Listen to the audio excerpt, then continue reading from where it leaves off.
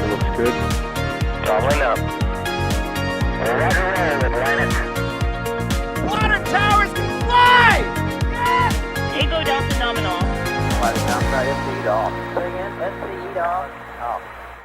Yikes. You bet. Okay. We don't need any more of these.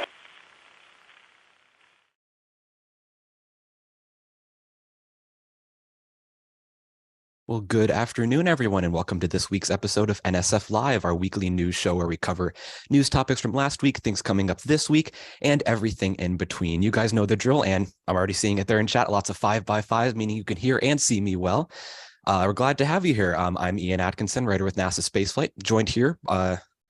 Let's see. Can I do this right? Okay, that's Adrian. I'm joined here by Adrian on my left. How's it going, Adrian? It's going absolutely great. It's great to be here. Yeah, and I got Chris here on my right, which I guess is the left on screen. How's it going, Chris? It's going well, and I love the way you did that because that's how I would have done it too. Like, all right, it's you. Like, yeah, I'm just like, okay, let's try to get Chris. Okay, no, that's Adrian. Adrian's over here. It's my first time hosting NSF Live, so I get to figure this stuff out on the fly. Isn't this just so much fun? But great to see all you guys here. Thank you once again for joining us. We've got a bunch of interesting topics here, from Chinese Tiangong space station activities to Artemis 1 updates to Falcon 9 launches, some Starlink updates, and of course, our big discussions around what the heck is going on with Starship this week. And we're just going to dive right into it. First off, Adrian, so there's been some activities on the Tiangong space station, which includes the first ever direct handover. So what's been going on there? What have we been seeing with that? We saw the successful launch of the Shenzhou 15 mission that lifted off on, let me look, November 29th with Fei Zhonglong, Deng Qingming, and Zhang Lu. As you just said, it's the first direct handover. Before that, always they had the station in an empty period where the old crew went down and they had an old crew launch up again. So this is the first time they do a direct crew handover and basically have a continuous presence in space. The Shenzhou 14 mission, which was the crew before that, already successfully came back to Earth.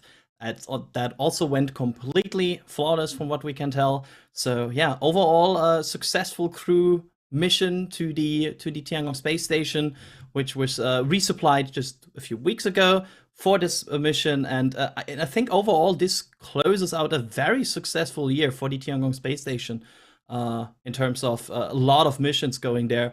Not only the crewed missions, the cargo missions, but also the installment of the Wengtian and Mengtian module, which also were launched this year. So a lot of launches to there. Yeah, and China's really hit the ground running with Tiangong. It's not been like, say, like the ISS where you have a module launching every now and then. They've just been one module, then two modules, and three modules, and now they're launching crew. Now they're into direct handovers. Just, what is it, like 2 years into the Tiangong program? Like, this is a remarkable just rate of progress here, and it's going to be very exciting to see the progress and the science that they perform on the Tiangong space station, as well as future modules. Like, there's a space telescope being proposed, right? That's going to kind of be in a nearby orbit, will occasionally dock to the station. Is that right? Yeah, it's the Xuntian Space Telescope, which is currently planned to launch in December 2023. So they are not really hitting the brakes there in terms of launch cadence. And it will occasionally be able to dock to the station. And then for example, for maintenance or for repairs, they will be able to dock it. But it also will be in a kind of close orbit to the Tiangong space station. So yeah, they can monitor it, they can repair it. That's the goal with that. So that's the next and currently last expansion that will be happening to the Tiangong station. and Very one of the cool. things, sort of like to your point, Ian, about the rapid pace of how they've been going with the construction and the crewing of the Tiangong, is, you know, the station itself is about a fifth of the size of the International Space Station with its 3 modules.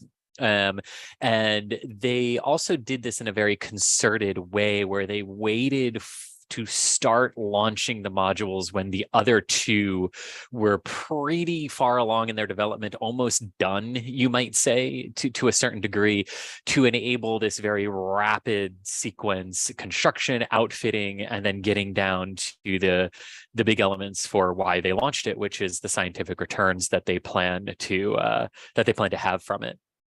Yeah, well said, and that's very exciting to see.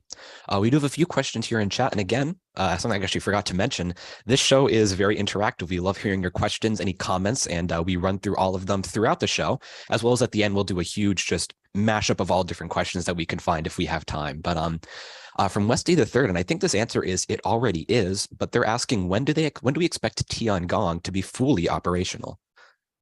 It is. Go ahead, Chris. Yeah. Sorry, it is in large extent. There's still some outfitting work that they need to do on the outside of it. They originally bring these modules up. It's a bit of a different construction process than we've been used to from the ISS, where the modules don't actually dock to their permanent locations. Because they do automated dockings, there are only so many automated docking ports. So they have to dock Wentian and Mintian to those automated ports and then use Strela crane booms to move them over to their more permanent locations on board the station. So there's some outfitting that goes on with that, and then routing walkways and passages among the different modules to assist with future spacewalks are some things that they've still got to do outside of it. Gotcha. Yeah, that makes sense. Just like the final, like what they've been doing with the ISS with Nauka, it's attached to the station. It's technically integrated into the station, but they have to do final, like you said, wiring runs, put some last equipment on there, some things that will help them maneuver during future EVAs, just the final finishing touches that you can't really do on the ground. So yeah, thank you for the question, Westy. We hope that answered it. And another interesting one here, I feel like I've heard little tidbits about this, but does China's space program involve cooperation with any other nations? I feel like I've heard something about European cooperation. Maybe I misheard, but yeah, there's about, if I recall correctly, like 23 institutions that are not from China right now that are expected to launch that will also conduct science experiments on Tiangong. This includes countries in the European Union. That also includes Saudi Arabia, for example. I think Russia was on that list. And basically, they will conduct not only Chinese experiments on these. I do not believe there's a fixed schedule yet when these experiments will be conducted there, but it is certainly there is cooperation there in terms of which science experiments are conducted on Tiangong, and it's not only China. Gotcha. And right here on the left side of your screen, you could see a render of Tiangong in its fully operational capacity with 2 Shenzhou spacecraft attached and one, what's the cargo resupply spacecraft? Shenzhou, there we go. Yep, so that's it's a pretty big space station. Of course, not as big as the International Space Station, but much bigger than, say, the Tiangong 1, Tiangong 2, or the Salyut space stations from the USSR. And I believe that brings us to the end of our questions with the Chinese Tiangong space station updates. So we're going to move along to our next topic here. Now, Artemis 1, of course, has been in the news a lot. First, it was with its successful launch on SLS, with its entrance into lunar orbit. And now it's about to leave lunar orbit and leave the vicinity of the moon. So, Chris, what are some updates going on with Artemis 1? How's it doing around the moon? Is it coming back soon? Well, sort of yes to all of those questions. The biggest takeaway so far is really how smoothly the mission has been going overall. You may remember, people may recall, there was a brief little moment where there was a communications glitch where they lost signal with Orion unexpectedly. And they were trying to figure out, was it Orion that was the issue? Was it some way the DSN, the Deep Space Network, was communicating? And of course, this is the first time we've flung a spacecraft that needs that type of constant communication out to the distances that we're talking about from Earth. So there was there's always that learning curve, but overall, the learning curve has been quite minimal because things really do seem to have been going very, very well, including all the slewing of the solar arrays that they have to do for the various moves for the various burns for load relief on board those solar arrays. But the arrays have also given us those incredible views and selfies of Orion and the moon and Earth and everything from that. So overall, mission's been going very, very well. Yes. So earlier this week, Orion did depart the distant retrograde orbit on Thursday, and it will swing back by the moon tomorrow on Monday, December 5th, where it will perform the final burn, as well as using some of the lunar gravity to assist itself with the fall back to Earth. And basically, it's a fall. So if you kind of think about it as they're coming together and coming together and coming together, basically Orion's going to swing around the moon and use its lunar gravity to basically stop its forward momentum and then swing back into the moon, if you're sort of looking at it from a top-down view. And that will set up for a return on the early or late this coming week and weekend with a splashdown in the Pacific Ocean off the coast of San Diego. So overall, the mission itself going very, very well. Very glad to hear. And yeah, like you said, it's been going super well. Another thing to keep in mind that's just been kind of floating around my brain in the past few weeks is just that Artemis 1 was a test mission. This was the first launch of SLS, the first fully operational launch of Orion, going to the moon, the first crewed spacecraft going to the moon since 1972, and it is going phenomenally well. Now, I didn't really expect anything different, but this is just like hats off to the NASA teams, the contractors, especially the software and guidance teams, because this is incredibly complex. And it is just so great that we're able to see a crewed spacecraft or a crew capable spacecraft in lunar orbit. Like this video here, we're just watching a spacecraft going around the moon, firing its thrusters, and this spacecraft is ready to take humans to the moon in the coming years. And it's just, I don't know what to think. And the other part of it, like you were saying, like hats off to the trajectory engineers and the trajectory designers on this, because the distant retrograde orbit, it is a very passive orbit in which you don't have to fire your thrusters all that much to maintain it. But it is a very delicate orbit to get into, because you're basically trying to, at some points in the orbit, have the moon be the more gravitationally dominant of the two bodies between it and Earth. And then at other points in your orbit, you're trying to have Earth be the more dominant gravitational force so that you can maintain that proper alignment, so that you're basically just S-curving your way around the overall orbital line of the moon as it goes around the Earth. So it is a very weird orbit to get into. And of course, it's not the orbit that the future Orion capsules are going to use. They're going to use the near rectilinear halo orbit around the moon for continuous communications with Earth, but that's more propellant intensive, because you have to keep burning at apolune to continue twisting the near rectilinear halo orbit so that it always faces Earth, so that it never loses line of sight with the Deep Space Network. So it was very fascinating to see. But the other thing that we really need to talk about here too isn't just how good Orion and the European Service Module have been doing in their 3-week-long missions so far. It's how well the core stage did, and the solid rocket boosters and the RS-25s and all the propulsive elements as well, because while there was a lot of heritage with the shuttle program, 5-segment solids had never flown in a dual configuration before. They'd only been test fired on the ground a handful of times and individually, not strapped together or anything like that. This was the first time 8.5 million pounds of thrust was firing together to lift a vehicle into orbit. And, you know, the ICPS with the RL-10B engine had to perform very differently from how it normally performs from its job on the Delta IV rockets. So the basic line from Northrop Grumman, from the solid rocket boosters, and from Aerojet Rocketdyne for the RS-25s on the core stage, the RL-10 on the ICPS, and the Orion Launch Abort System jettison motors, which they also provided.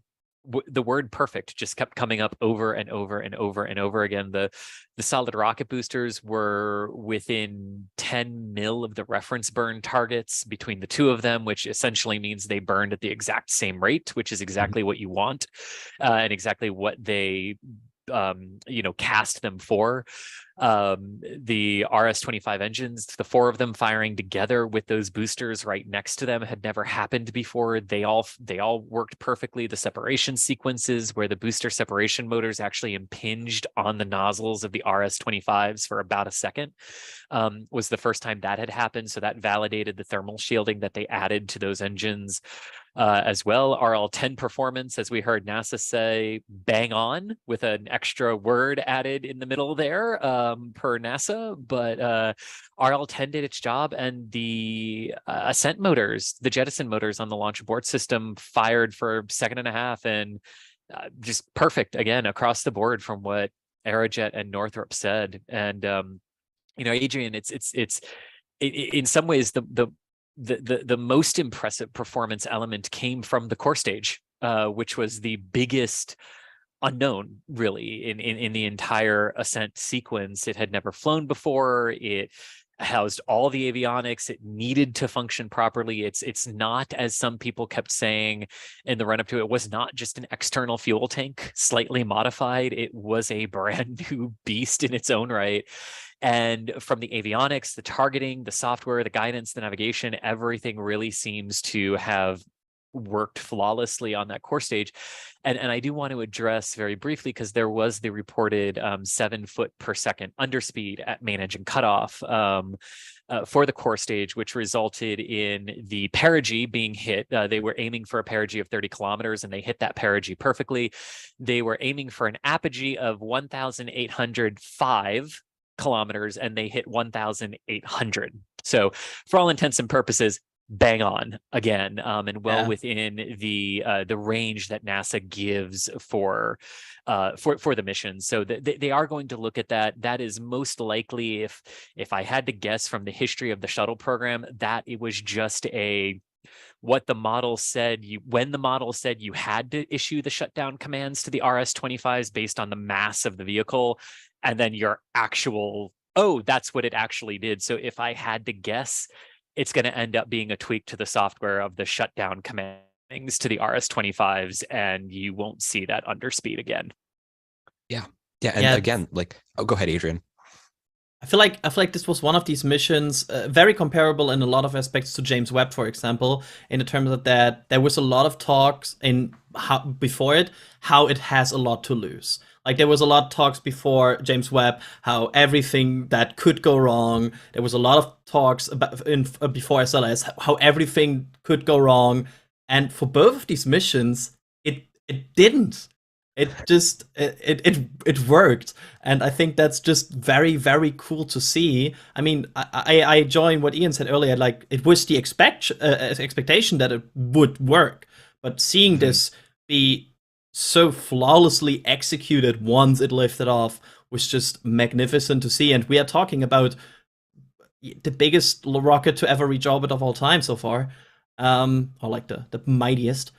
So it's not that easy to launch something like that, I would imagine. So they really did great here, I would say. Yeah, and now they have flight experience under their belt. They know how the vehicle performs in flight, because of course simulations can only get you so far. They've simulated this launch hundreds, if not thousands of times end to end. And just being able to have actual flight data on, say, the pressures, the thermals, the thrust, all of that is just so beneficial to the program. And the high-speed engineering cameras, like a lot of them that were on the vehicle probably aren't going to be incredibly useful. I mean, like this one, I think this is the one inside the launch vehicle stage adapter that had the view of the ICPS, emerging from the core stage. Like, that is incredibly beneficial for those engineering cameras inside the core stage. But a lot of the ones on the outside, the LAS jettison footage is a big one too, or this actually might be LAS jettison footage, depending on where in the sequence this is. But there we go. Yep, LAS jettison footage. There we go. Right on cue. Those types of ones are going to be really beneficial. The ones on the outside, like solid rocket booster separation, still very good for the clearances and how they were moving apart from one another. But the real ones I'm waiting to see are the high speed ones from the mobile launcher. the ones Yeah. that were looking at the main engines, looking at the boosters, looking at the attached struts between them. Because if you go back on the official NASA webcast, and this is a nerd thing, and I recommend you all do it, and you go frame by frame, you can see at solid rocket ignition, you can see the two solid rockets start to move before the core stage moves, and you can see the attached struts bend, and you can see the boosters bow outward in their casings in the center as they literally lift the core stage off the mobile launcher. And Philip kept talking about that, like lifting it up. That's what they do. But you can see it in the frame by frame on just the regular feed. It's really cool to go do. Yeah. Yeah, absolutely. And we got a few super chats actually coming in here Yeah. that are relevant to this. Musical Wolves saying, will NSF have an Orion selfie stick merch? I don't know what that would entail. My mind thinks just like a 15-meter long solar panel with a camera on the end. Yes. Yeah. We'll examine selling a 15-meter long solar array selfie stick.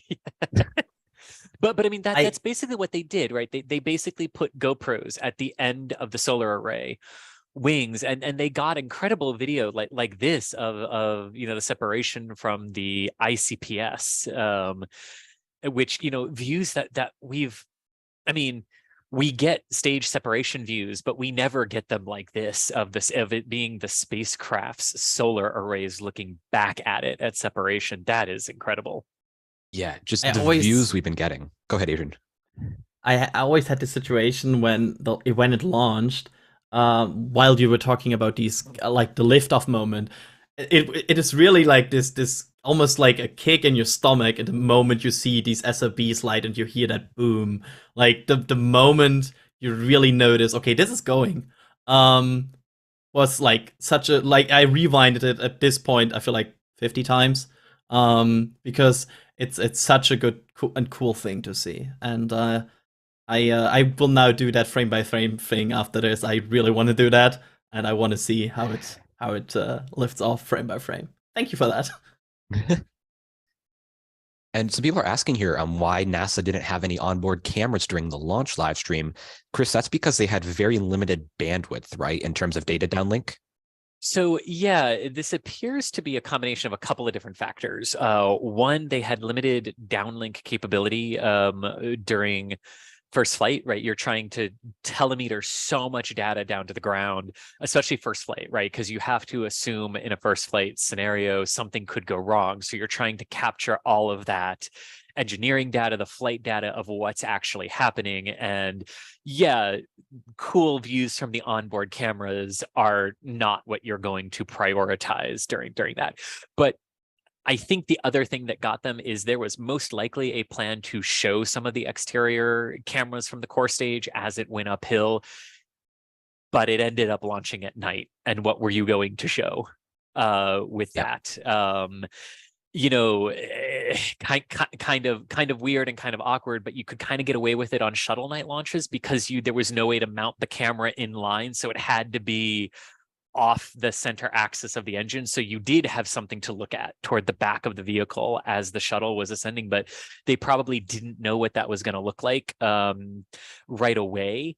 And then, yeah, just the ability to get it all down to the ground. Now, they have been releasing the onboard camera footage, right, from the vehicle that they got back. Here's some of it. I mean, there's the moment the solid rockets ignited and the vehicle started up there. So, they definitely got it all back, and they got what they wanted from those cameras. But you could even tell, like, the first rounds of releases of the onboard cameras were very pixelated, very choppy, very not what you were used to the live telemetry. I think as SLS evolves and matures and goes on, that will change, though.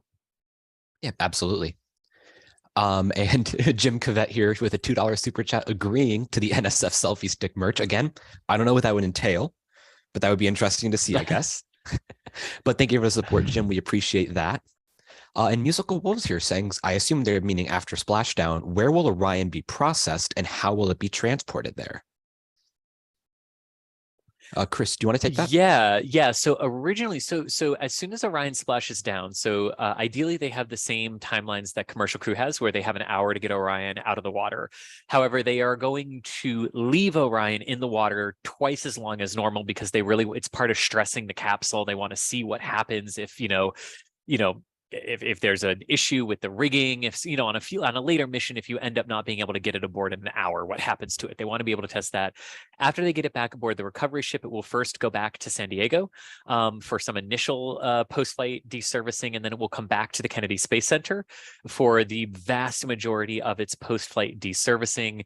Once it's back at Kennedy, these are places where some of the avionics boxes and the seats are going to be taken out of it that are going to be utilized and reused on the Orion for Artemis 2.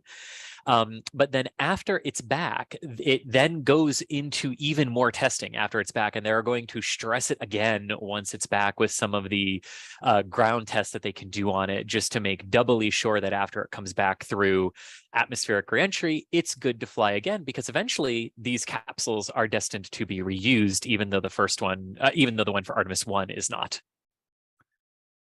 Gotcha. And yeah, that's kind of been a big, I guess, bottleneck in the launch timeline of Artemis 2, because they were delaying Artemis 1 because they had issues from, of course, Hurricane Ian. They had issues with the engines, with the hydrogen fuel loading, and every little delay there kind of pushes back Artemis 2 as well, because there's a certain amount of time that you need to strip the Artemis 1 capsule and then reinstall that into Artemis 2, check it out, make sure it's all in there properly. So it'll be good, and I'm sure they'll be hitting the ground running as soon as Artemis 1 comes back. And for those of you wondering too, when it's returned to Kennedy, it's the multi-payload processing facility where they will bring it back to. That's basically what they renamed the space station processing facility to, after station assembly was, the first round of station assembly was complete. Yes. And I just learned that. I actually didn't know that. I thought the multi-payload processing facility was different, but now that makes more sense. And Jim Cavett here, thank you for gifting a Red Team membership, as well as Tracy also gifting a Red Team membership. So to the two lucky people who just got 2 Red Team memberships, congratulations, and we hope you enjoy all the perks that come along with it. I've said it once, I'll say it again, the membership program is a great way to support the work that we do, and it's also cool because you get some nice benefits and some nice perks that come along with it. So thank you to all of you for your support. And I believe that's going to bring us to the end of our Artemis 1/Orion segment. So moving on, looking forward into next week, we have a couple of Falcon 9 launches, Chris, right? Some of that have been kind of kicked down the road a little bit. We do, and let's start with Hakuto R, because so Hakuto R is being delayed, has been delayed a while now. There were originally, they were standing down for additional inspections, and then those inspections led to even more inspections of the launch vehicle and data that were needed. You can see the official tweet here from SpaceX when they decided that they were standing down for not just a 24-hour delay, which had come before that. Right now, Hakuto R, as we are talking, is scheduled for a liftoff no earlier than 3:04 a.m. Eastern Time, 8:07 UTC, Wednesday, December 7th, from Slick 40 at the Cape Canaveral Space Force Station. Weather is currently showing a greater than 90% chance of being acceptable for the liftoff, which also includes a return to launch site landing of the booster, because the Hakuto R payload itself is light enough that Falcon 9 can send it on its way to the moon while still performing a return to launch site landing. So that's what we know right now, but this is part of and we're going to talk first about the sequence of missions that we have coming up, and then we're going to step back and we're going to talk about the delays, because this isn't the only mission that's been delayed. But before we move on from it, this is the Hakuto R mission on Wednesday. It has the private Japanese moon lander Hakuto R, which is carrying the Emma Ready rover as well, and a NASA CubeSat rideshare to the moon as well. It's using booster 1073-5, and as we said a little earlier, it will perform a return to launch site landing at either LZ1 or LZ2. And this is a great image from Stephen Marr of the rollout when photographers were out there setting up remote cameras, and Falcon 9 was still horizontal after a rollout. It then went vertical. It went back horizontal for some more inspections. to the rocket. But the reason we are saying that this is a first stage landing at either LZ-1 or LZ-2 is because of the next Falcon 9, the other Falcon 9 mission on tap for this week, which is the first flight of OneWeb on the Falcon 9 rocket as well. So this is OneWeb flight number 15. 40 OneWeb satellites are scheduled to be aboard, and it is currently targeting a launch just slightly before the Hakuto R mission from LC-39A at the Kennedy Space Center at 5:37 p.m. or 22:37 UTC on Tuesday, December 6th. It is a polar launch corridor, and it is also a return to launch site landing. And that is why we say either LZ-1 or LZ-2, because this sets up an interesting moment of the first one will land on one, and that means the other one is available for the second. Now, this is slightly different than how they've done it, Adrian, in the past, right? Because Falcons have definitely come back in synchronized landings with the Falcon Heavy, but there's never been one lands and then another one is scheduled 8 hours later and also needs to land. And the weather forecast, I should mention too, for OneWeb is very, very similar to the Hakuto R weather forecast, given that they are only about 8 hours apart right now, if I have the timings correct, or maybe about 10 hours apart. Yeah. And yeah, they have to do this because, I mean, as of right now, the missions are very close to each other, and we know that it takes some time to process a Falcon 9 after landing, to save it properly, to make sure everything is good, that people can go near it, and then bring it back. And yeah, this is most likely not possible in that time window. So yeah, you will have to have one Falcon 9 standing on the one launch, on the one landing pad, and the other one on the other, which I feel like will be. I think it will look weird and cool at the same time, because my brain would probably expect them to land at the same time, because Falcon Heavy, thanks for that. And but it also will be kind of cool to get these new views, because we have so many Falcon 9 launches. Sometimes it's cool to see something we have never seen before, which is just giving this a fresh touch. Yeah, it is. It is all around. But as we said, hopefully these two missions actually do take place on Tuesday and Wednesday as they are.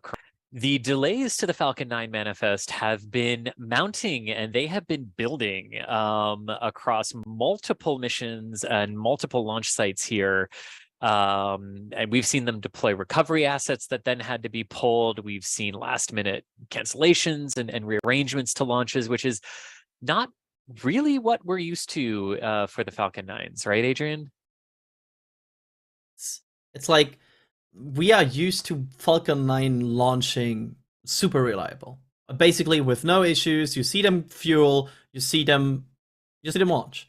And it feels weird to have like different kind of situations right now, but like have these rockets just wait there, because it seems like there's rocket issues. They talk about additional checkouts, they talk about additional data checks, and it seems like it's some sort of issue with the rocket. And then the question, of course, is it the same issue they are worried about on different mission? Is it different issues? And there's like that, we don't know. They didn't give a statement so far on like what exactly is happening, but it would be interesting to exactly know what is going on with Falcon 9 there, because there is something going on. Yeah, like we've never seen a string of mission delays because of technical issues or pre-flight checkouts, which are, I mean, obviously it's like nothing wrong with saying that, but that's kind of like corporate speak for saying, okay, something is wrong or something's not going exactly how we're expecting it to. We're going to look into it. We're going to inspect or repair as needed. There's been a long string of these happening, and it's just interesting to see this happening. Because you go all the way back to November 17th, right, when there was the initial stand down from Starlink, and we even noted, I mean, like I know I noted it, Michael noted it as well, that that a rare moment of something not looking right from the static fire data, right, for Falcon 9. And of course, the other thing my mind went to is they don't always static fire anymore ahead of missions. And they clearly caught something on that static fire that we can only hope would not have resulted in a bad day had that been a countdown to a liftoff and the clamps actually released Falcon 9 for flight. You know, we would hope that it would only have been a one engine or something shut down and something could have kept going, but we just don't know what the issue was. But the fact that that mission from November 17th still has not lifted off points to it not being a small or insignificant issue, or at least one that's hard for them to track down what's going on. Yeah, I mean, like even like you said, a static fire on a Falcon 9 mission is starting to become relatively rare. A static fire on a Starlink mission, that is exceptionally rare. Now, of course, course, something. Yeah. And it could be, obviously, it could be, say, they thought there may be an issue with the vehicle, so they want to do a static fire to make sure that everything was okay. Also, it could be something like we know they've been slowly upgrading the Vandenberg pad, slowly changing things here and there over time. It could have been just testing out the ground systems there. We don't exactly know. But like you said, Chris, this was an exceptionally rare event, and then they caught something. So there's something going on here. And again, of course, there's always the chance that this could just be, you know, a bad string of luck. Like everything could have a bad string of luck at some point. But it's just strange to see all of this going in one line together. Oh, excuse me. It is, but it's worth pointing out too. There have been a couple of launches in this period when they've been dealing with issues. Certainly there are boosters and vehicles that are having issues, and of course, because they just say standing down for more inspections, it does sort of aim it toward the vehicle or the ground side of things and not the payload side of things. Just in the wording, but you know, Eutelsat 10B did launch successfully. The booster was expended on, that was the expendable flight one, and CRS 26 did launch successfully and recovered successfully on the drone ship. So it's not that they've encountered issues where they have had to completely stop. And worth noting too that CRS 26 had the weather related delay, which caused it to slip around the holiday, but you know, it hasn't been smooth sailing for SpaceX. So that is interesting. And it'll be interesting to see how they recover from it, especially if Hakuto and OneWeb end up being delayed again from their current respective targets of Wednesday and Tuesday. Yeah, and that would be a shame because seeing a not really dual RTLs, but kind of dual RTLS would be awesome. I just imagine like the live stream views of just, you got one Falcon 9 in the foreground and then a second just pops down into the camera from the background. Just like, hey, this is normal. This is what we do. They could flex and land it on the same landing pad, like one on the left and one on the right side. Like, but also I feel like it will also be interesting if it's the same issue on all the vehicles or if it's different kind of issues on all of the vehicles. Because what is interesting is that they found one-on-one mission. They obviously found something on the Starlink mission, but that didn't immediately mean that all of the other missions didn't proceed. They went further into the launch before they stopped there. That makes me think that it's not an issue they caught and then inspected and were like, oh, it's on everything. Because then, if that would be the case, they would already stop the missions. They found something on A, then they proceeded with B, found something on B, and then maybe they proceeded with C, found something on C. Otherwise, this flow and this action doesn't make sense. And I would agree with that, Adrian, because you know, at a certain point, you would think, oh, okay, if it's the same issue, you would have a fleet-wide stop, you know, a flight before you could continue. Now, it is worth mentioning for devil's advocacy that maybe it is the same issue that they are seeing, and maybe it was one that they were either able to clear from the CRS booster because it's new, and maybe it's a reuse thing or something that comes about because of reuse and getting them back. You know, we need to obviously say that there are different ways that it could end up being the same issue that's just been able to be cleared from other from specific boosters, but not from others. But even I would say that's a stretch, even though it's a possibility. I'm with you on the fact that this just seems, from the wording and the pacing and how it's all happening, and that it's happening so close to the liftoffs of these missions that they're catching them, that it does just sound like it sounds like it's more than one issue. Gotcha. And we have a question here from Paul Kelly asking, how does the OneWeb satellite count on the Falcon 9 here compared to the other launch vehicles they've used? I know this number is a bit higher, but do we know the exact number?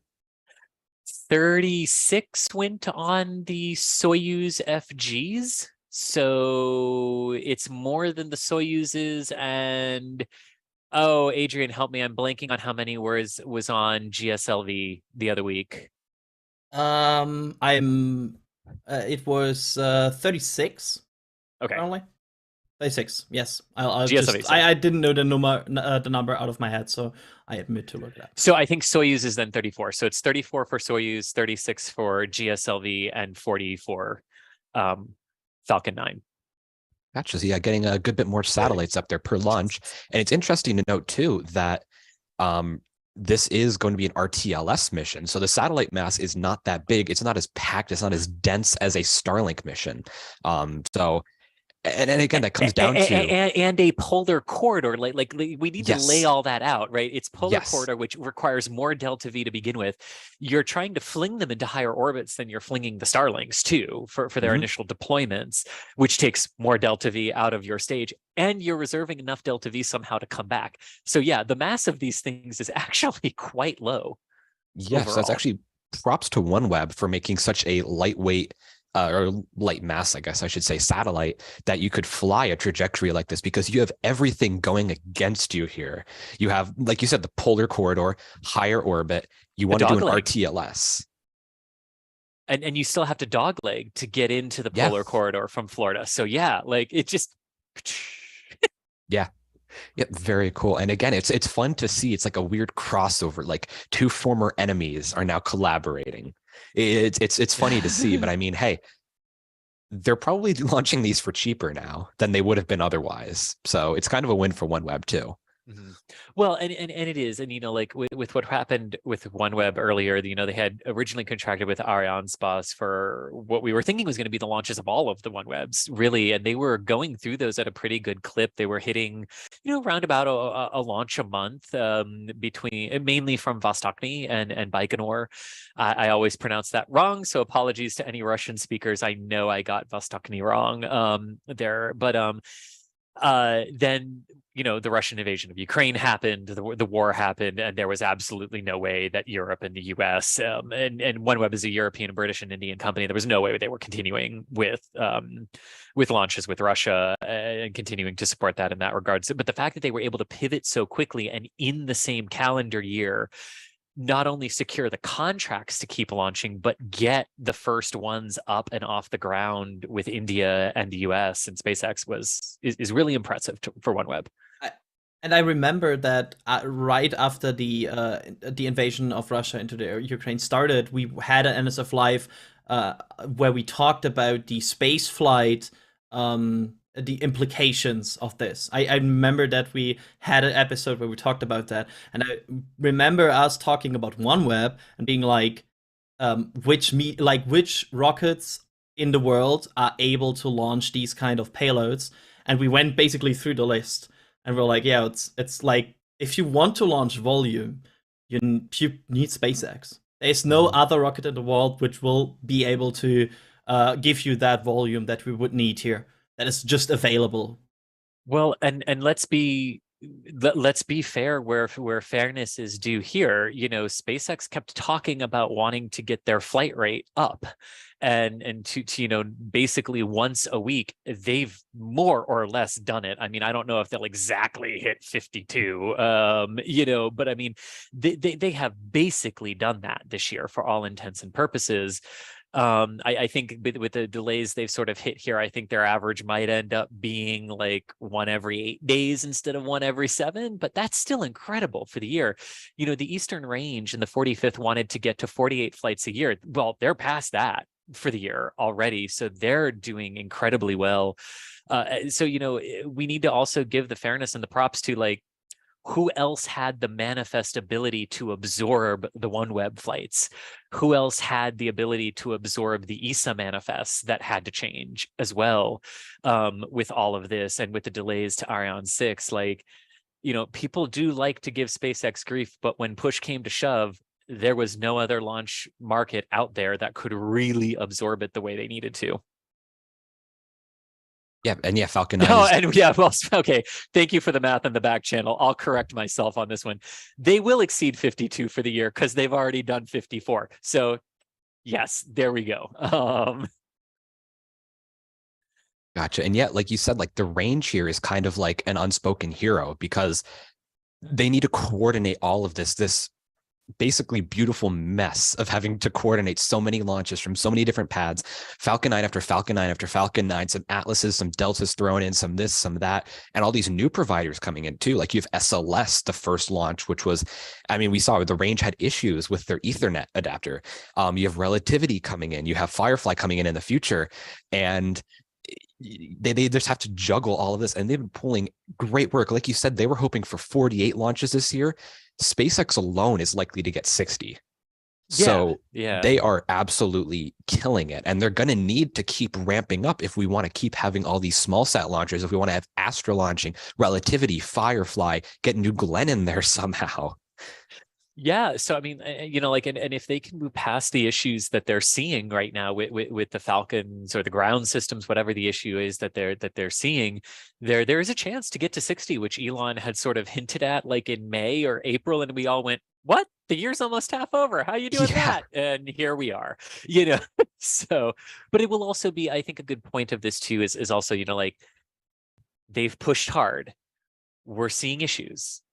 They have caught those issues before they have become serious, "Oh no, we had a bad day" problem. We obviously hope that continues, but we also need to watch to see how they do handle these issues, how they recover from them, and the steps that they put in place, quality control, quality assurance, to make sure that as they keep pushing that flight rate, as they keep pushing the workforce, they're not accidentally losing sight of something that then leads to a bad day. Yeah, exactly. We have a few super chats here coming in. We have Alan C. and Paul Kelly each gifting 1 Red Team membership. Thank you so much to both of you. Nice. Thank you for the support, of course. And Dougal, a regular here on the stream, gifting 5 Red Team memberships. So thank you to all 3 of you, and thank you to Dougal. And we hope that everyone who got some memberships through this, and again, it's assigned randomly. I think it's based on your watch time on the channel or how often you're in the streams, increases your odds of getting a membership gift. We hope you all enjoy the perks that come with your memberships. And I have one last question here, then we'll wrap up the SpaceX segment here, if that's all right. Part of the SpaceX segment, right? So it's the first of 3 SpaceX segments, yes. I should say. Per Wilner here saying, how is the 5, I assume they mean the extended fairing and vertical integration going for Falcon 9 and Falcon Heavy? Have we seen really any progress on that? Because it's been mentioned for so long, but we've never seen anything about it. I can take part of that, and then I want to kick it to you, Adrian, for the second part. So I'm actually going to take the second part of that question and then kick it to you for the tower. So for the payload fairings, I honestly and truly would not expect to see a lot of that, because SpaceX designs their own fairings. They build the fairings themselves in their facilities. That's going to be, to me, more of a like behind the scenes thing. Like, we'll probably see them, obviously when they're being shipped, they'll be bigger, there'll be things like that. But I don't really expect to see like many visible signs of like, oh, the bigger payload fairings are coming. But the bigger payload fairings are definitely coming because they're needed for Europa Clipper. They are needed for the power and propulsion element and Halo element of the gateway modules. They are needed for some of the national security space launch contracts that SpaceX has won. So they're definitely coming, but I wouldn't expect to see a lot of visual cues that the larger fairings are coming, because they can do that largely behind closed doors. Adrian, go for it for the tower, because that's the other big thing that sort of melds with these larger fairings is there's a national security launch contract requirement for vertical integration, which is not exactly the Falcon 9's repertoire, shall we say. Yeah, it's like I do not believe we have seen any work on that front either. If I recall correctly. So far they are. I mean, we don't. To my knowledge, we don't know which mission that exactly will be, and which will need that. But we can see here how it's supposed to look. But I do not think there's any progress we have seen on any side or like any construction going on where we can say that's starting. Now, here's where I will add a caveat to this, because I think a lot are anticipating that we will see a lot of active signs that this is just going to be constructed right at 39A. If I were a betting person, because of how often they use 39A, it's going to be constructed somewhere else and brought over for assembly when it's needed. Because remember, this isn't a tower that needs to have the ability to fully fuel a rocket. It doesn't need to be able to erect the rocket vertically. It literally just needs to be a crane that picks up the payload, puts it on top, and you can plug and play some different things into the fairings and into the rocket just to health check and make sure everything's okay. And then it goes back, and then blast doors close, as you can see in there for the liftoff. So if I were a betting man, based on how much they use 39A, it's just going to be built somewhere else and then brought over. It's kind of like, gee, I don't know, a certain other tower that was recently constructed at 39A. And when you said like it just has to be a crane to lift it up, it just came into my head that if there wasn't an Air Force requirement, or I guess at this point a Space Force requirement to do so, I would bet that SpaceX would just use a big crane, just literally lift the fairing with like an LR 11350 or whatever onto the rocket and just call it a day. But I'm sure the Space Force was like, absolutely not. You're not I doing want that. to. I want to see the face of the person at the Space Force who noticed that, but like, they did what to our $1 billion payload? Well, and part of this too is, as we have seen recently with the weather patterns in Florida reminding us, part of the design for this tower as well is that it has to be able to protect a fully stacked Falcon 9 and payload in that building during a Category 5 hurricane. So basically, if they were to roll out, get the payload on top of that, they then can't go horizontal and go back into the horizontal integration facility for cover. So they've got to weather it out on the launch pad. So that building, that service structure would also hug or cocoon the rocket and protect it from a hurricane if needed. Gotcha. And I said that was going to be the last question. I'm a liar because there's a question in here that I want to address. I see this question a lot in all of our live streams. I just want to take an opportunity just to mention it. Dylan here is asking, and of course, Dylan, no shame on you for asking this question, but could they use the Starship tower segments as Falcon 9 tower segments? So we know that SpaceX has been looking into and is looking into crew rating pad 40. And we know that there is a new tower being built at Roberts Road that it doesn't seem to be, the word just completely left my mouth, doesn't seem to be bookmarked for any Starship activity. The answer to that, Dylan, is no. The tower at Roberts Road is being built for something Starship related. At the very minimum, it's not Falcon 9 related. NASA and SpaceX have confirmed that there is no work right now being put into building a crew tower for Slick 40. And because of that, and because the tower at Roberts Road is currently being built, we can pretty much infer that that is not Falcon 9 related. In addition, there are also chopstick rails on there. And unless something has dramatically changed with the way that Falcon 9 and crew loading is working, basically is not happening. That is for Starship in some capacity, whether it's a launch tower for, say, LC-49 or a catch tower or just a backup in case something happens at 39A, we don't know. But we do know for sure that that is not Falcon 9 related in any way. Yeah, I can take a little bit of the hypothetical stab at the next one after that. Should a crew tower at 40 become something they want / need for redundancy or something like that, there's nothing that would technically say they couldn't take them or that they couldn't use the same design. It's way wider than it needs to be for a Falcon 9 and for crew, but it's already got but you've already designed it, right? So it might just be easier to use the same design and just size it from a height standpoint for what you would need to then mount a crew access arm onto it, and then you just outfit it for what you need for crew. Yeah, absolutely. And honestly, in the end, it really would not surprise me if SpaceX ends up building a Starship-derived tower for Slick 40, because they literally already have the assembly line for that tower type in place at Roberts Road. And it's going to need to be an assembly line because not only do they need a tower for 39A, they need a tower for 49A, they need a tower for 49B. They're going to need either there or Boca to build tower segments for the 2 oil rigs. Maybe there's going to be more pads elsewhere. So they're They already have an assembly line in place. They know how the tower works. They've built 2 of them already and are building a third. I would not be surprised in the slightest if Slick 40's crew tower is a Starship derived. I love how we casually just said they have a production line for launch towers. That's just like a side note here. Like, yeah, they have a production line for giant launch towers. Because why not? It's just like with Apollo, with the mobile launchers. They had basically a production line of those. Yeah. But that is going to close us out for the first SpaceX the SpaceX segment. Moving on, we were discussing a bit about OneWeb and a bit about Starlink and how those are all working together.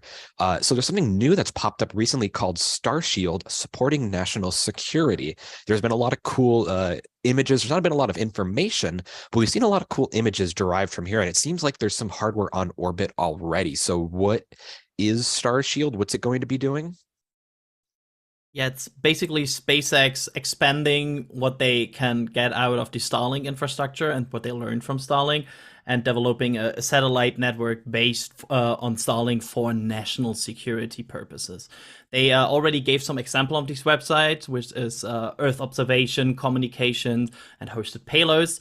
But yeah, as you said, there is, I would say, a lack of deep knowledge here, which maybe comes with the fact that it's for national security missions offered. I think there might be a connection here.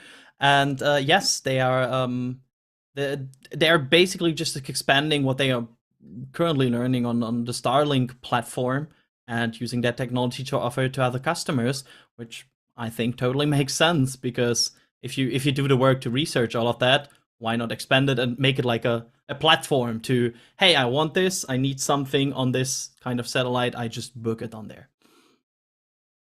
Yeah, and I mean, we've seen SpaceX offering in the past few years to build satellites based on a Starlink bus. Now, if we scroll down here and look at some of the further pictures, they actually have a wireframe image of a Starshield satellite bus. It seems to not exactly be Starlink derived, at least with the Starlinks that we are accustomed to. This seems to be, there's the image right there. It seems to be more of a square-shaped bus. Now, but we still do flat sat, which is interesting. Yes, and I was actually going to say, we know that SpaceX is looking into kind of rearranging the Starlink V2.0 satellite that they're going to be launching on Starship to a format that's able to be launched on Falcon. Now, this kind of makes me wonder if this bus here is that, or if it's just a completely clean sheet design. Because this looks, like I said, it seems a much more square design. It has very large solar panels, both of which are kind of properties of Starlink V2.0 that we know of. So this is kind of raises that in my head, but overall, I think this is a very great business opportunity for SpaceX. I mean, we've seen a lot of space companies, specifically Rocket Lab, and now, of course, Firefly and Relativity are kind of joining in on this too, of making satellite buses, or it might be Terran Orbital that I'm not thinking of, not Relativity, but they're making satellite buses and people are buying them. We've seen Rocket Lab's Photon is becoming very popular, not just as a launch service, as a kick stage, like we've seen with even Capstone, but now it's going to be a satellite bus to go to Venus, to go to Mars. There are 2 NASA Mars missions that will be utilizing Photon XL buses. So there's a lot of capability here. And like SpaceX has said, this is specifically aligned towards national security and national defense missions. With that, there's a wide variety you could have. You could have observation missions, so basically a spy sat, or you can have communications, so picking up signals, picking up radio transmissions from people around the globe. There's a lot that could happen with this. And Adrian, we actually saw that there may have been 4 Starshield-ish satellites launched on the Global Star mission. There was something launched, I could say. Yeah, there were 4 unannounced rideshare satellites on that mission. They later got the USA designation, so we know they launched something there. And we also know we also know how the empty payload adapter looked like on that mission. And yeah, it could be that these were indeed Starshield, which is interesting that they first launched it and probably somebody already booked it and then are like, hey, here's the website. Yep. But And, yeah. yeah, I mean, Well, and it would make sense It's- too. I mean, even if those were just like the first 4 tests, right? Like it would like Tintin, Yeah. like the Tintin A and Tintin B tests and everything like that. Yeah. It would make total sense that they would be up there and have tested it before going public with it. Yeah, and the fact that, like Adrian mentioned, these have the USA-X designations, that basically means these are Department of Defense satellites. It means that they, more likely than not, are classified satellites doing something likely for the National Reconnaissance Office. I was going to say, this is when the big scary spy satellites that we never get to know what they are, but they always, before launch, they get like a USSF 44, and then they get on orbit and it's suddenly USA-257. Or like NRL 76 that tells becomes me so much more. Yeah.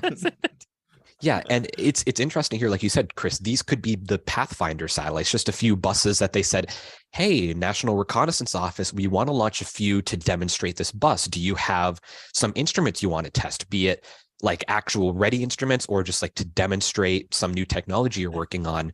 I mean, that definitely looks like it. I mean, with from the wire image, the mast, the solar arrays, it's a little hard to tell because you can't see the bus, but that looks like it.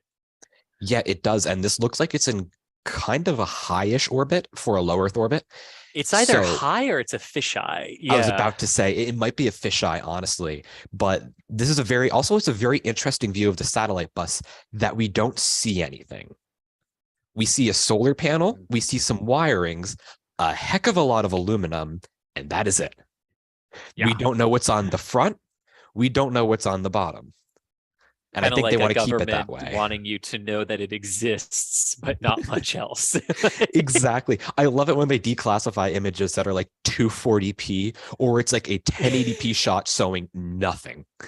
I always love these super redacted shots where they're like, we declassified the shots. Enjoy this compilation of big black boxes.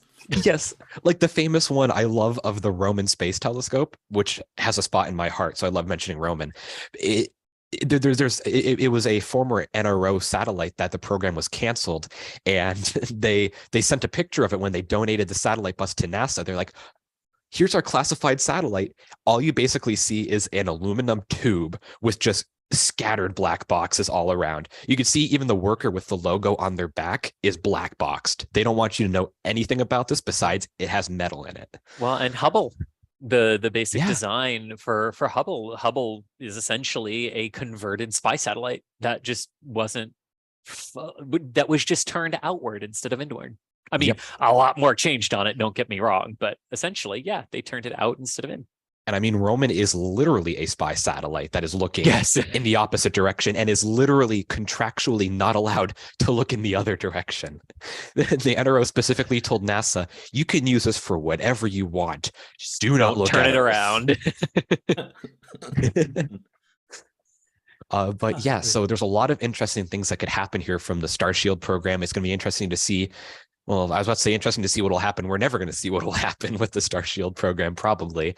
But again, SpaceX is really expanding their portfolio, and it's interesting to see that the Starlink bus is actually seen as a profitable endeavor to go down, and that it's already has been used probably as a satellite bus in past launches.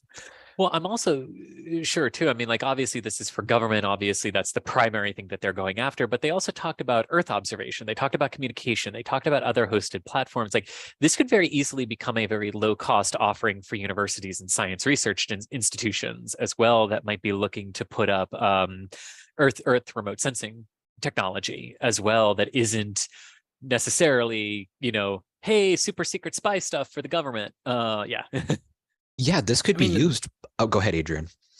I mean, it's also like smart from them. Like, we know Starlink bleeds a lot of money. Like, Elon is like loves to talk about how Starlink is costing them money.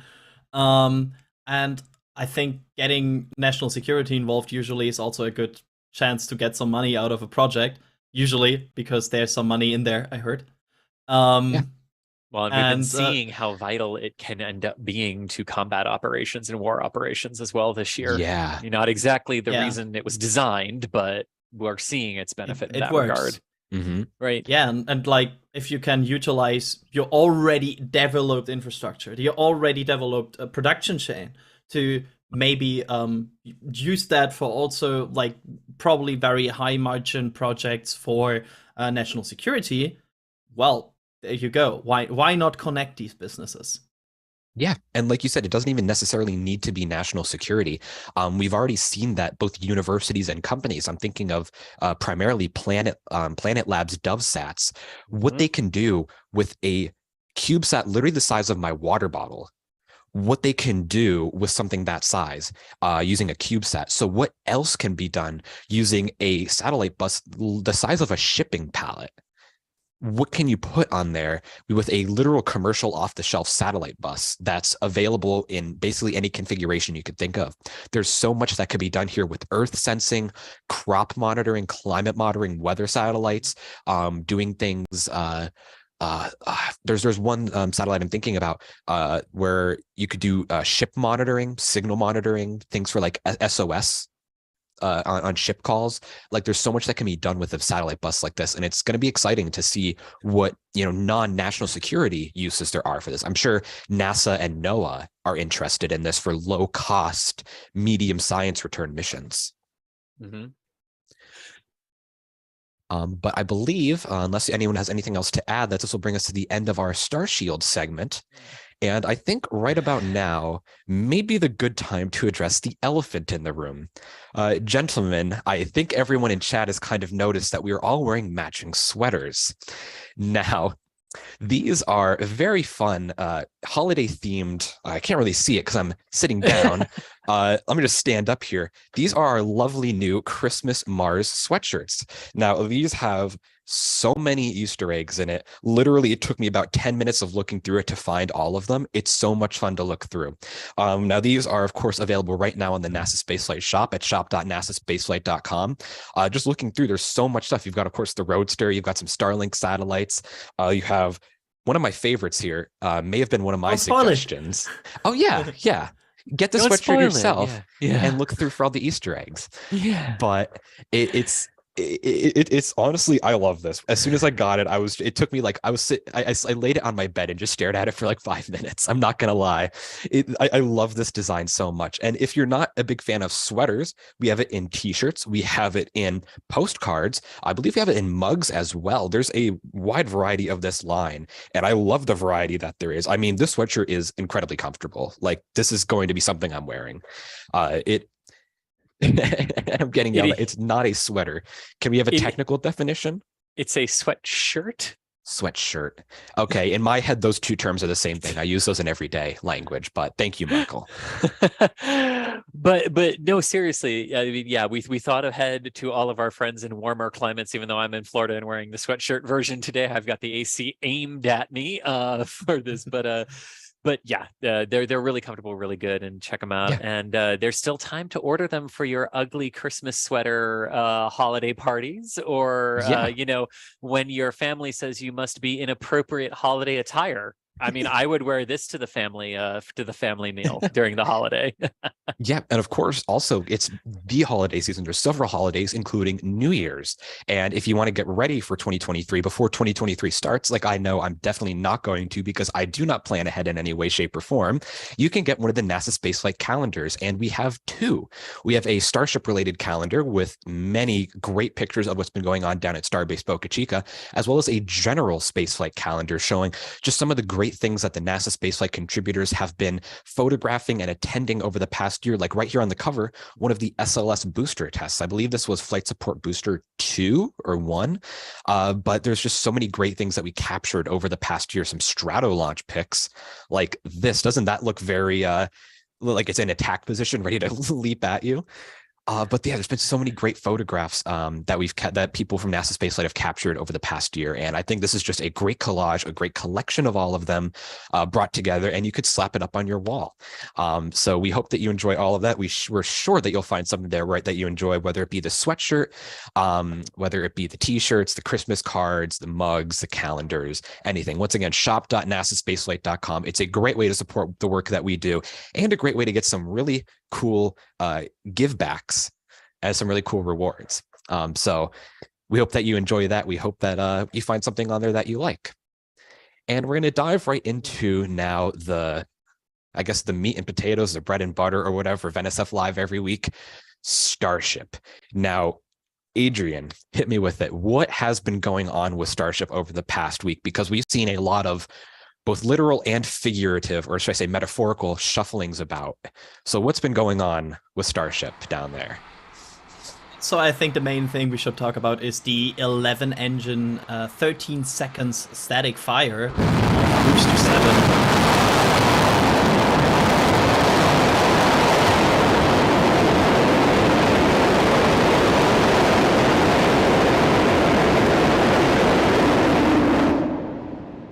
I love that timing of my sentence. Yeah, after that, I love, by the way, how the LOX tank is completely full. That's so cool to see. After that, things took a turn, I would say, in terms of that Booster 7 was removed from the orbital launch mount and then transported back to the Mega Bay. And yeah, it's now sitting in the Mega Bay again. So I would say that was quite a twist from yay static fire to it's going back. Yeah, I think the common expectation right now is maybe some final engine cover installation, maybe some final checkouts, repairs before the 33 engine static fire, which according to NASA documents, will still be on the path to orbit, and then maybe orbital. But it looks like this might take a bit more longer than some people hoped. But yeah, Booster 7 is back in the Mega Bay and back at the production site. So that's the TLDR of what happened in the last week. Yeah, there's been a lot going on. Like you said, it's been taking a bit longer than how we've wanted or how we initially hoped. But it seems that, and I think we've discussed this a lot before, that SpaceX has moved from kind of rapid prototyping, we can blow stuff up, this is fine, to getting to the point where, okay, if we blow something up, there's going to be severe issues, severe schedule delays, and they're being very slow, very cautious, very careful when it comes to booster testing and full stack testing. Because like I've been saying, if you blow something up when you have, say, a full propellant load or even a partial propellant load in this sense, you're damaging your orbital pad, you're damaging your ground support infrastructure, you're damaging your tower. Things get a lot more complicated than just having an SN4 event on suborbital pad A, where you have another pad ready to go that you just flip over and weld into place.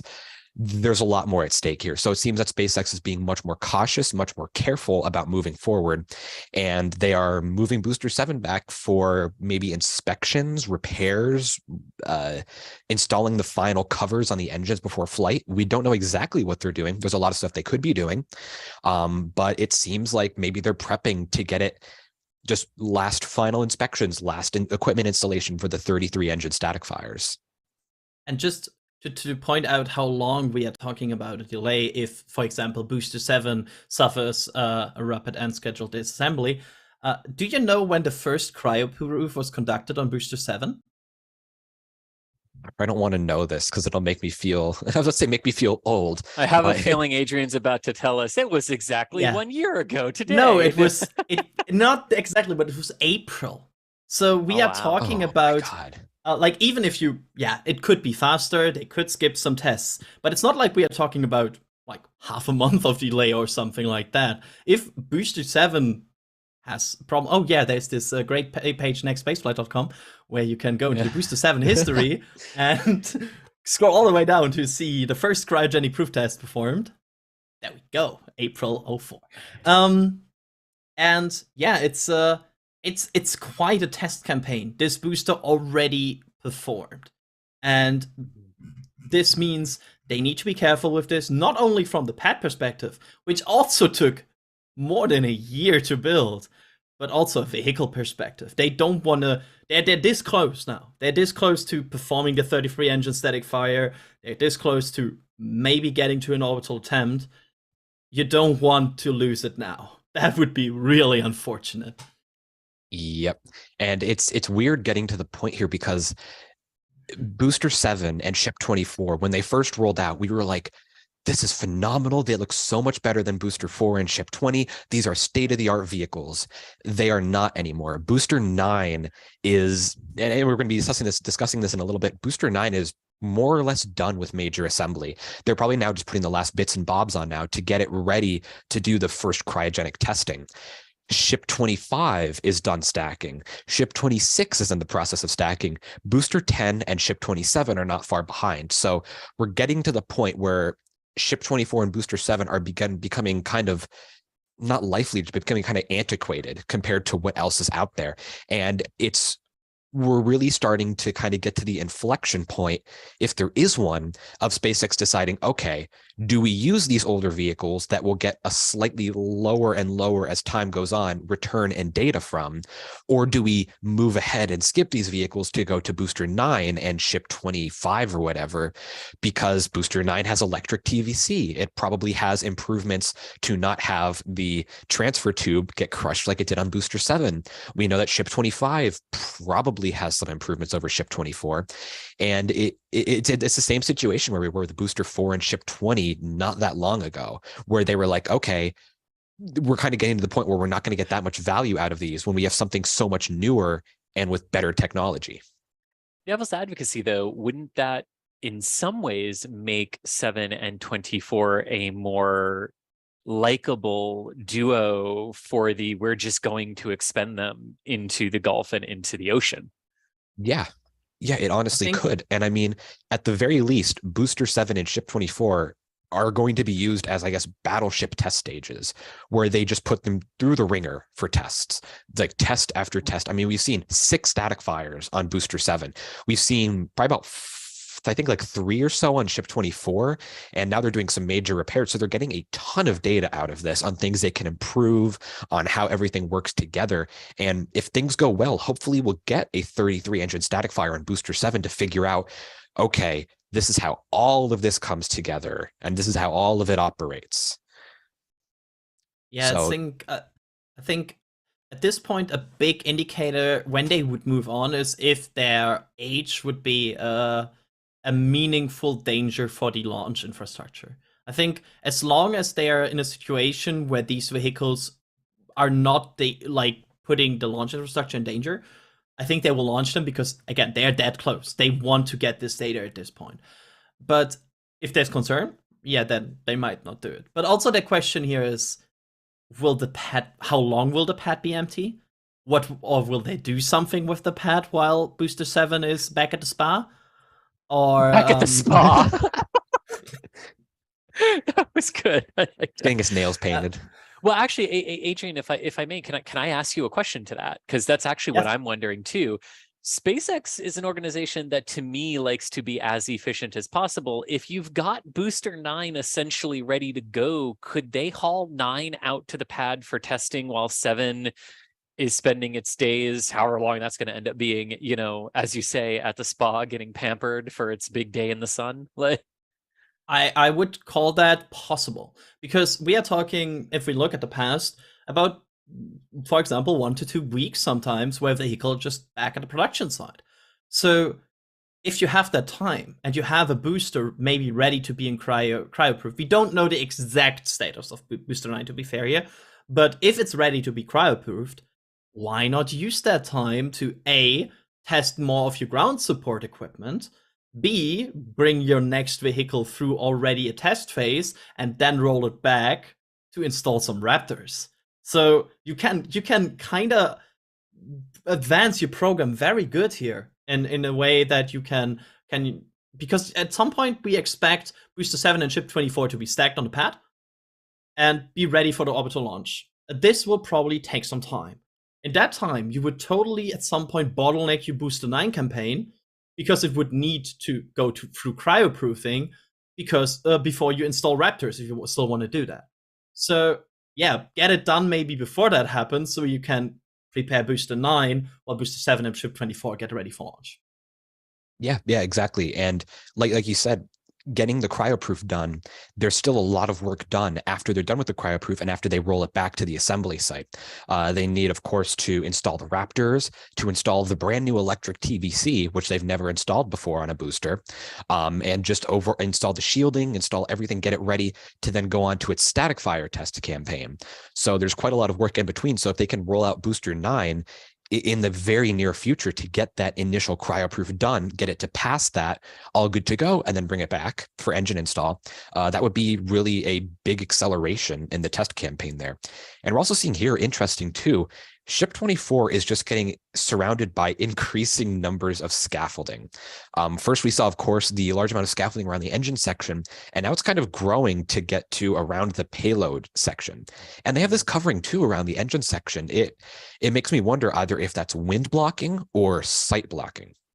Wind blocking would be needed for, say, like welding, or for just where you don't want to have a lot of wind, where it would be really, detrimental to. Yeah, I'm also wondering if part of that scaffolding, not that this is its entire use. I mean, obviously they need it, right? I'm wondering if part of that scaffolding is for the detailed closeout photos of the vehicle, so they know exactly what it looked like as it went into stacking operations, so that all of the different imagery that will be tracking it as it goes uphill, your camera assets that are almost certainly going to be north of Hawaii where it's coming down, in that area to examine it. I would not be surprised if what they end up doing with part of that scaffolding are the closeout engineering photos ahead of first flight.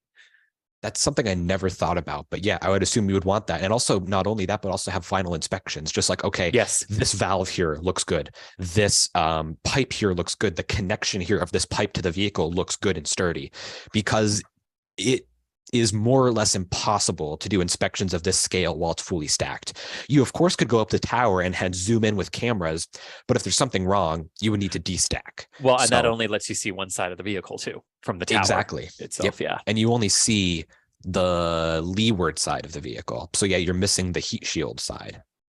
Also, you want to do these inspections, just from an operational standpoint, you want to do them as accessible as possible. So just do them right now, get them done. And that looks like Booster 9 being worked on? Yep. That Yes. should be Booster 9. Right now, Which is cool that I hope we get to see Booster 9, because I've always loved these little steps, or these bigger steps they're doing between vehicles, how they look more and more finished, and they're getting there. So I want to ask a question here, because we have to address some question that will come up. When do you think they will launch to orbit now, with what we know now after this week? Cool. So with the new information on the table, I am going to go with most likely a realistic no earlier than, at this point, is February.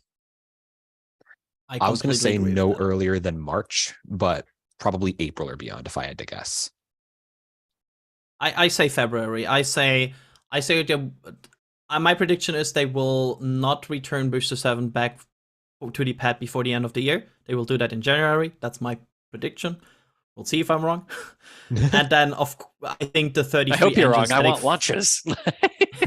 I think the 33 engine static fire campaign will have more complications than many people think, because it's still a lot of thrust, a lot of engines. So I would not be surprised if 1 or 2 Raptors just are not well after that.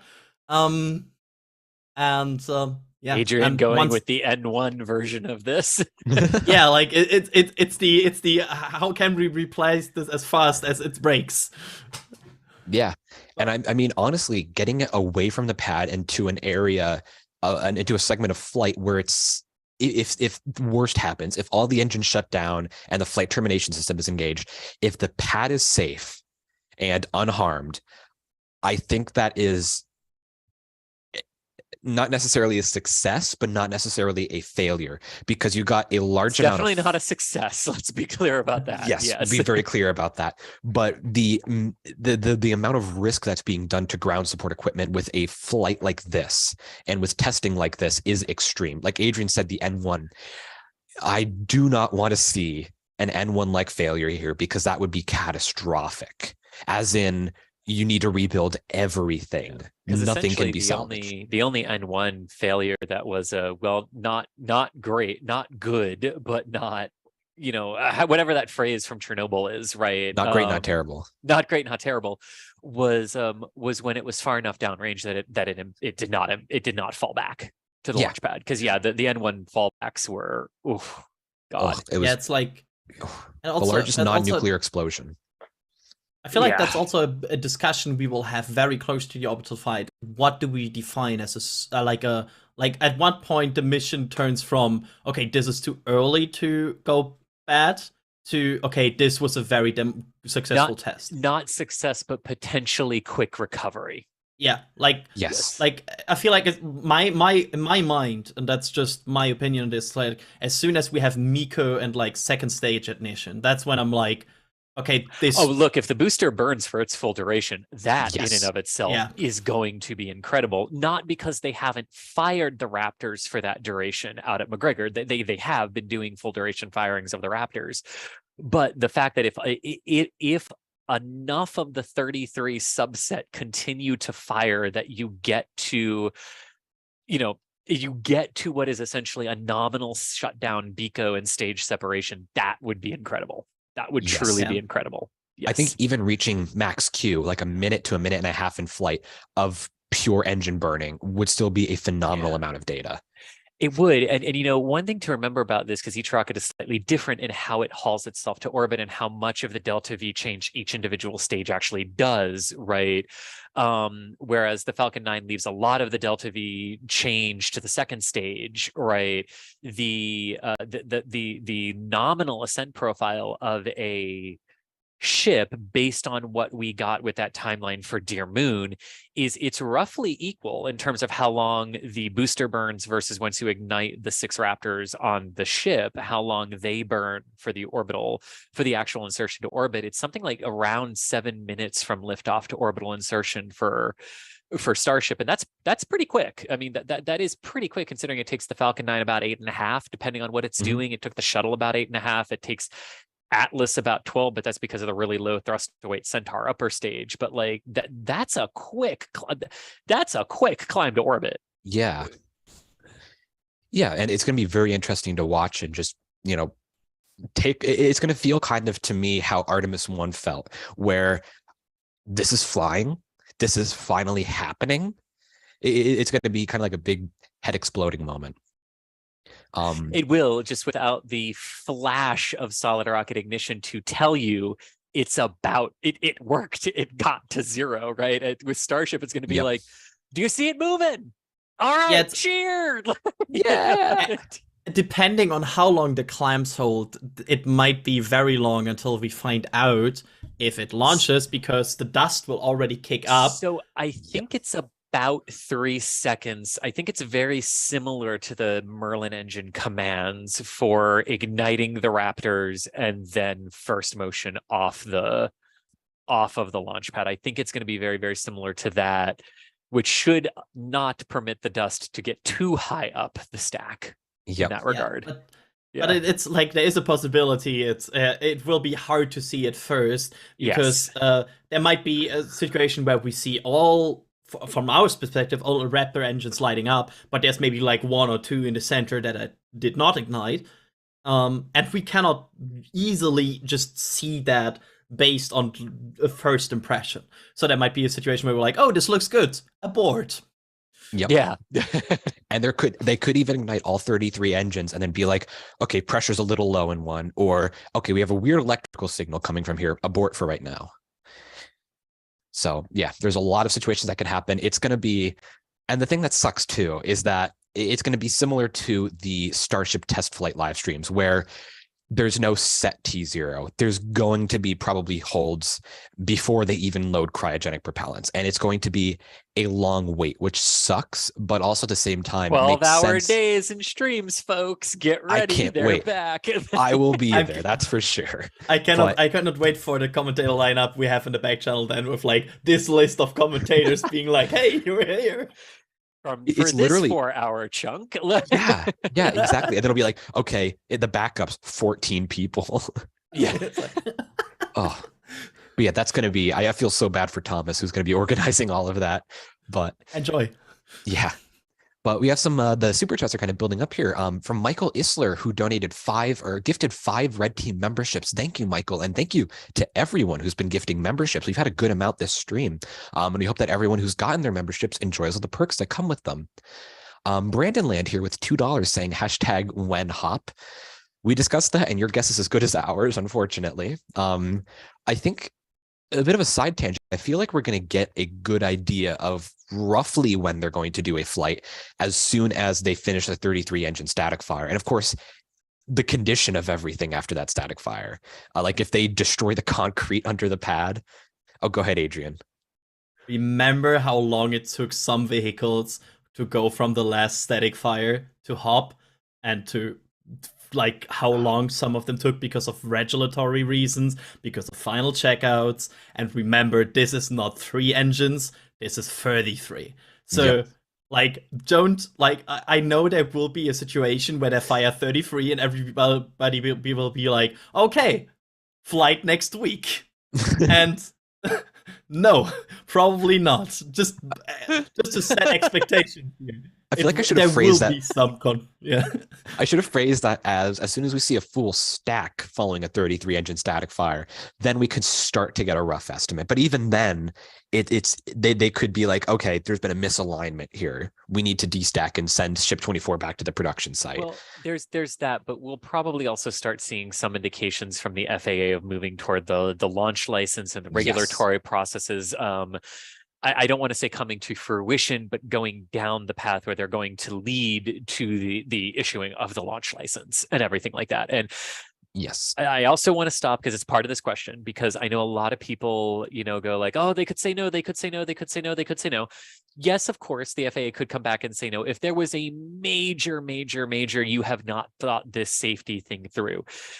At this point, with where Starship is in its development, with its application for NASA and its outright need for the Artemis program, for Artemis 3 and Artemis 4, the test schedule that it's got coming up and before that, and the immense use this could be to the Department of Defense, they're going to say yes. It's just a matter of crossing the I's and dotting the T's to make sure that there's not a undue safety issue to humans who are going to pack the area to watch this thing launch. I'm sorry. I love how you just said crossing your I's and dotting your T's, because that is something I definitely say too. Crossing your I's and dotting your T's. I did definitely just say that. So yes, there we go. Yeah. Yeah, I feel like the last point where it could have failed was the environmental assessment, where we didn't know what the result of that would be. But at this point, we are in a situation where there will probably be some dialogue between the FAA and SpaceX. They will make sure that the FAA is happy with what they're seeing, and once that happens, they will get a go for launch. I feel like there's a very, very, very narrow window here where there will not be a launch license given. Yeah. But thank you, Brandon, for the super chat. We appreciate that. Musical Wolves here with $2 super chat saying, can we call Starship's heat shield Starshield? Absolutely not. There's enough star stuff already. I'm surprised it isn't already, but don't they call the heat shield tiles star bricks anyway? If not, they probably now do. Well, no, I think it literally was like in their application or like in a NASA presentation. NASA was like, oh, they're continuing work on the star brick heat shield. On the star brick heat shield. I mean, I know brick came in and then the bakery came into thing. Yeah, but yeah, all good. Yeah. Yeah.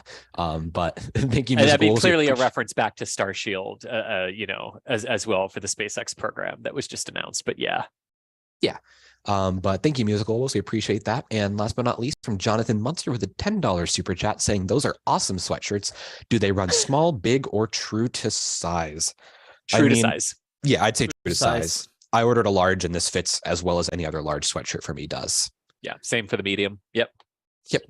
So yeah, they run true to size, and they are very comfy, very warm too. I know Chris is probably struggling there with that, but I'm up here. It's 40 degrees Fahrenheit outside, so all good. But I believe that's going to bring us to the end of our show. And now, of course, before we end, we'd like to thank all of our members, everyone who supported us. Thank you to our launch directors and our flight engineers who have especially supported the work that we do. You can see there's so many that the text is getting smaller and smaller and smaller, but still, thank you so much to everyone. And thank you for all the support that you've given us. I say it all the time, and it's probably getting annoying to the regulars watching, but like, this is really a great way to support the work that we do, because all the data, all the cameras, this and that, it does not come cheap, and it makes such a huge difference. And it allows us to bring you more live streams like this, and like the beautiful mess that the Starship orbital flight streams will be. So thank you once again to all of our members. We really appreciate all your support, and it really helps us to keep doing what we're doing. But I'd like to thank again, of course, everyone for watching, everyone who's donated super chats, everyone who's gifted memberships today. I'd like to thank, let's see, who do I have here? Adrian. thanks for hopping in, Adrian. Thanks for having me, and also thanks to all volunteers and moderators and everybody behind the scenes. You're awesome. And thank you to, there it is, Chris. Thank you, Chris. Thanks for hopping on. My absolute pleasure. And yes, thank you to everyone who has super chatted and provided support to us in that way. Thank you. Thank you very much. Very, very much appreciated, as well as to all the support that we get from our monthly members as well. Thank you. Absolutely. And again, thank you all for watching. Thanks for everyone who sent in questions, who's liked the live stream. And we hope you all have a great rest of your week, and we will see you next weekend. See y'all later.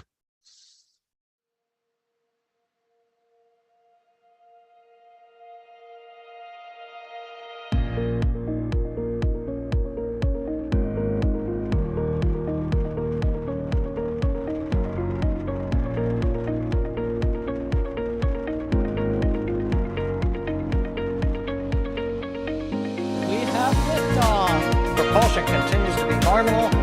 RCP chamber pressure looks good. Toggling up. Roger, roll, Atlantis. Water towers can fly! Yes! Tango Delta nominal. Flight downside SCE off. Say again, SCE off. Yikes. You bet. Concur. We don't need any more of these.